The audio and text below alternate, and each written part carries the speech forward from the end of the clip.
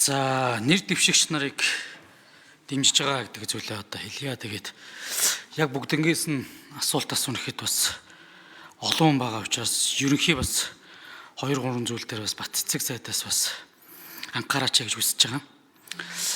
За нэгдүгээрт яг хуу ерөн зүгээр цаашдаа элчин сайдын томилгооны асуудлыг ярихаас өмнөх элчин сайдын тайланг ерөнхий байдлаар ч гэсэн сонсдог болмоор байна.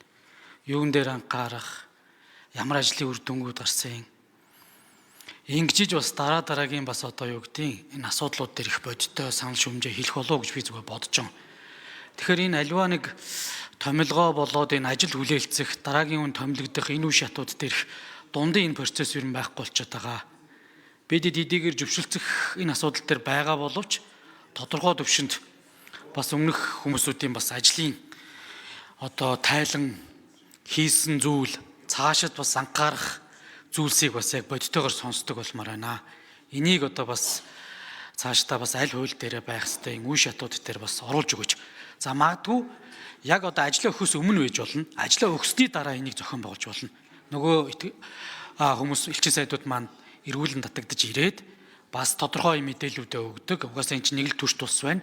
Цаашдаа шинээр томилогдсон үндэ мэдээж одоо ажлын протоколын хувьд бол захих юм хэлж байгаа гэж бодож байна. Тэгэхээр энэ нэг үе шатыг бас нэг анхаарч оруулж ирж өгөөч гэж хүсэж байгаа.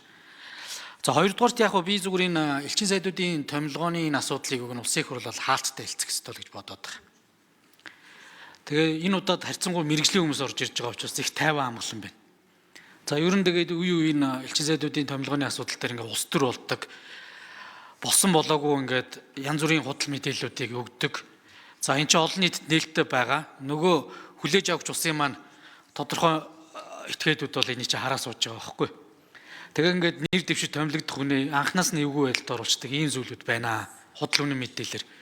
Тэгэхээр уг нь одоо захиас даалгавраач гэсэн бас нэг чөлөөтэй хэлхийн дуг нь энэ процессыг нэг олон нийтээс нуух гэдэг зүйл биш. Ерөн зүгээр бас нэг хаалттай хэлцэх.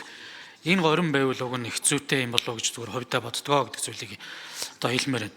За түрүүн аль нэр дэвшигчөө хариулв эдийн засгийн асуудлыг нэлээд чухалчлаа гэдэг. Бүх элчин нэр дэвшигч маань энийг анхаарч өгөөч. Эдийн засаг. Монголын энэ дотоодын үйлдвэрлэгч, Монголын зах зээлээс энэ тус улсад та бүгдийн очиж байгаа улс дээр л тодорхой төвшөнд Монголд үйлдвэрлэсэн энэ бараа бүтээгдэхүүн үйлчлэгээ гардаг. Эсвэл тэр улсаас манад хөрөнгө оруулалт орж ирдэг, технологи орж ирдэг. Бид суралцмаар байна.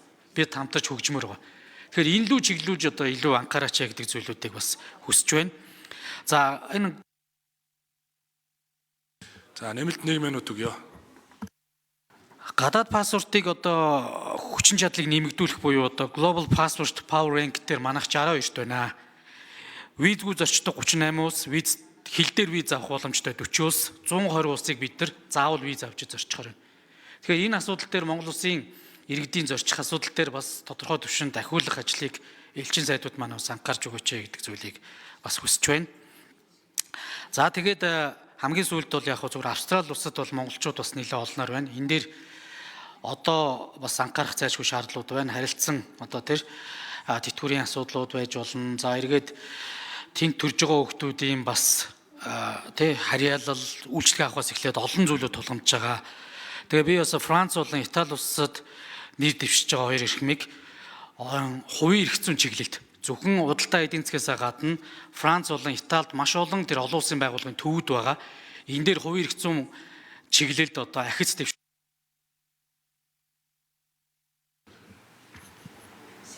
За хэн хариулах вэ? За Франц, Итали нэр дэвшигчид хариулах уу?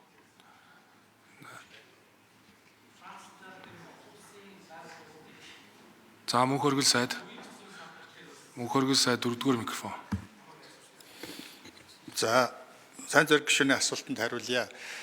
Монгол улс их газрын эрх зүйн тогтолцоотой учраас ер нь Франц, Германы эрх зүйн тогтолцоотой их ойролцоо. Бид ч гэсэн ер нь эрх зүйн шинжилгээ хийхдээ Герман, Францын эрх зүйн туршлагаас нэлээд туршлага судалж ажилласан л да. Тэгээд энэ утгаараа бол эрх зүйн тогтолцоонууд нэлээд дөхөмтэй.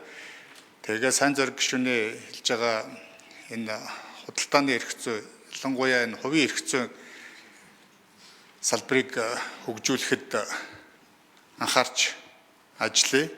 Энэ дээр ялангуяа манай хууль зүйн дотоод хэргийн яам, хуульчдын холбоо, шүүгчдийг давтан сургах төв, прокуроруудыг давтан сургах төв гэдэг энэ мэргэжлийн байгууллагуудтай хамтарч ажиллах асуудал дээр анхаарч ажиллана. Сайн зөрөг гишүүн тодруулъя. За 4-р микрофон Итали нэр дэвшигч гулан.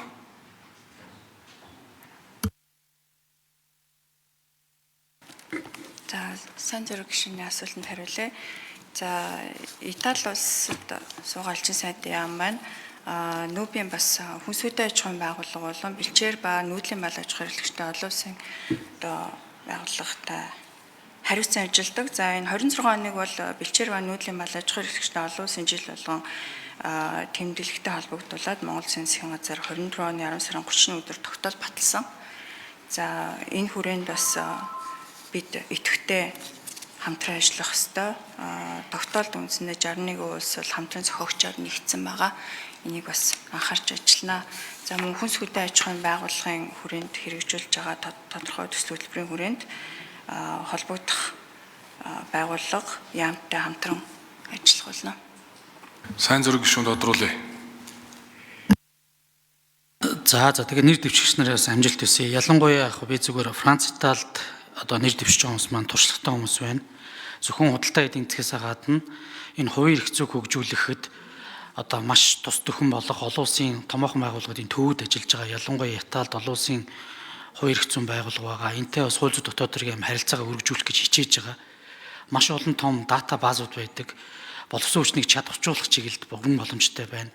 Цаашдаа бид нар бас энэ арилжааны шүүхийг байгуулах асуудал дээр илүү их анхаарахад та бүгдийн бас оролцоо чухал байгаа шүү гэдэг зүйлийг бас энэ ташрамд хэлье. Тэгээ Тайланд мөн адил.